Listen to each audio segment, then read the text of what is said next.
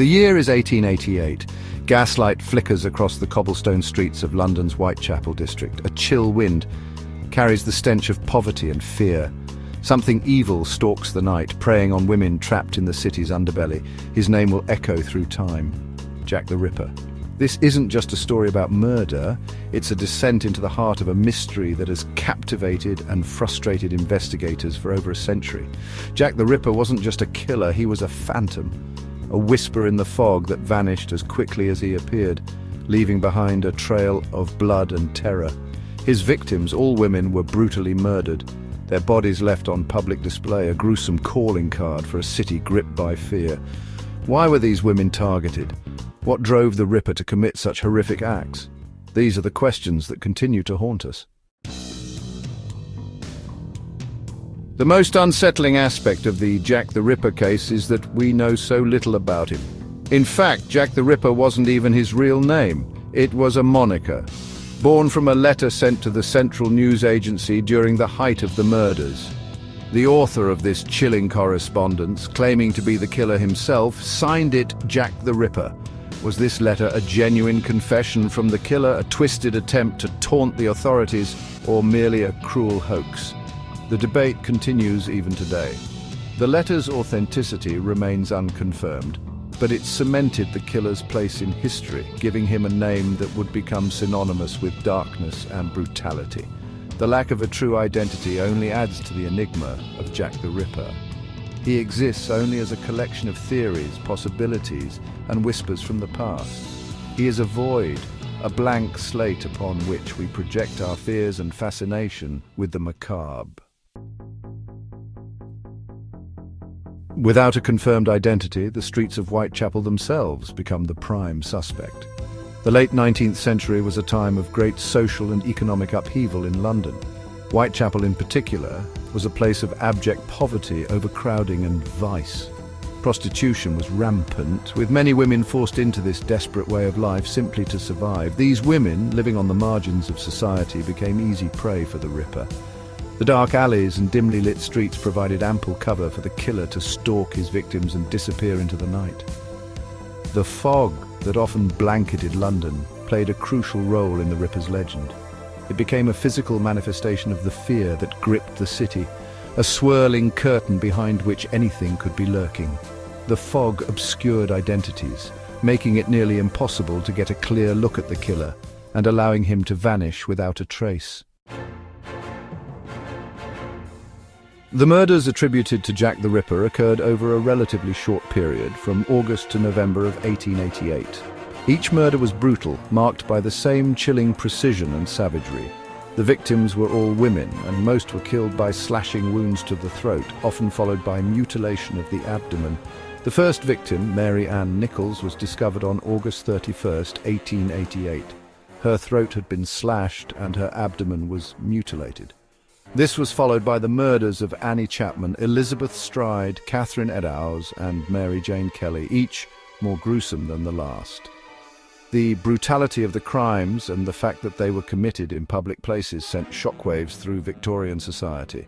The police were under immense pressure to catch the killer, but despite their efforts, Jack the Ripper always seemed to be one step ahead. Section 5 faces in the fog the suspects. The mystery of Jack the Ripper's identity has spawned countless theories and suspects over the years. The police investigated hundreds of leads at the time, but no one was ever charged with the crimes. Some of the more popular suspects have included Montague John Druitt, a barrister who committed suicide shortly after the final canonical murder. His death led some to believe he might have been the killer, driven to take his own life out of guilt. Severin Klusowski, also known as George Chapman, a Polish immigrant and serial poisoner who was hanged in 1903 for the murders of 3 women. His modus operandi differed from the Ripper's, but some believe he could be responsible. Aaron Kosminski, a Polish Jewish immigrant who resided in Whitechapel and was admitted to an asylum during the Ripper murders. Some believe his mental state and proximity to the crimes make him a likely suspect. These are just a few of the many names that have been linked to the Ripper case. Theories range from the plausible to the outlandish, encompassing everyone from impoverished immigrants to members of the royal family. The investigation into the Jack the Ripper murders was hampered by a number of factors, including the limitations of forensic science at the time, the dense urban environment of Whitechapel, and the fear that gripped the community. The police used all the tools at their disposal, from door-to-door inquiries to early forms of criminal profiling. They even consulted with surgeons and other experts in a desperate attempt to understand the killer's methods and motives. Despite their best efforts, the Ripper always seemed to be one step ahead, vanishing into the fog before they could catch him.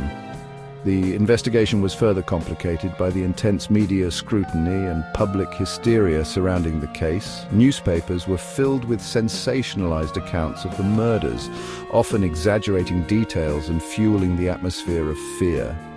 This made it difficult for the police to separate fact from fiction and identify credible leads.